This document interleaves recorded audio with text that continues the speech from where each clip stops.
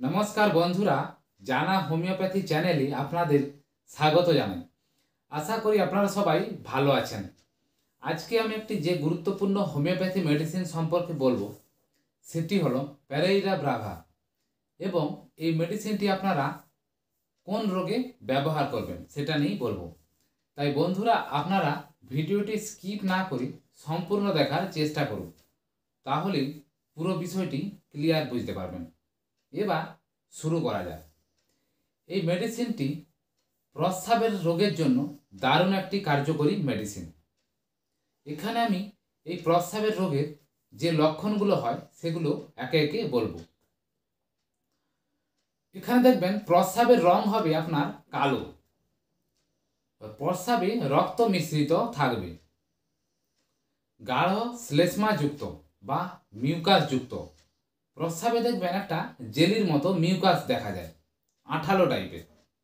এই ধরনের লক্ষণে আপনাকে এই প্যারেইরা মেডিসিনটি খেতে হবে।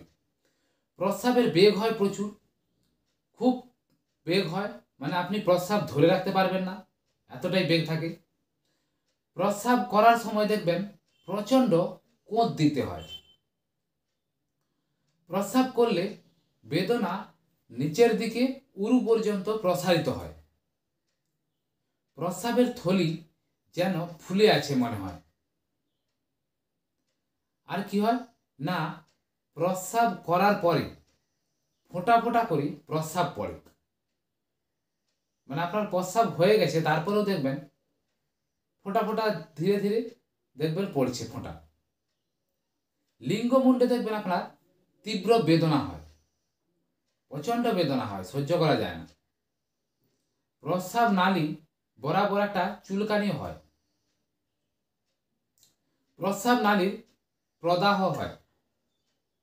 এই সমস্ত লক্ষণে আপনাকে এই প্যারেইরা ব্রাভা মেডিসিনটি খেতে হবে। প্রস্রাবের যে কোনো ধরনের সমস্যাতে এই মেডিসিনটি খুব কার্যকরী মেডিসিন। তাহলে বন্ধুরা আপনারা বুঝতে পারলেন যে প্রস্রাবের কোন কোন লক্ষণে আপনারা এই মেডিসিনটি খাবেন। এবার আসি এর ডোজ।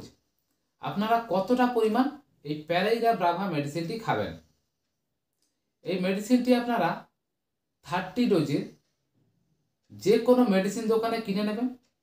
এটি আপনারা সারাদিনে 2 ফোঁটা করে দুবার খেয়ে নেবেন।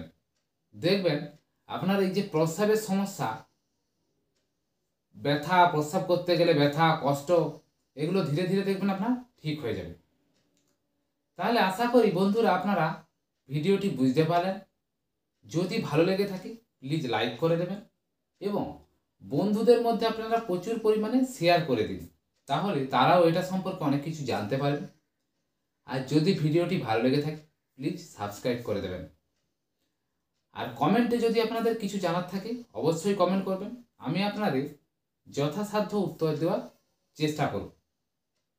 ধন্যবাদ বন্ধুরা।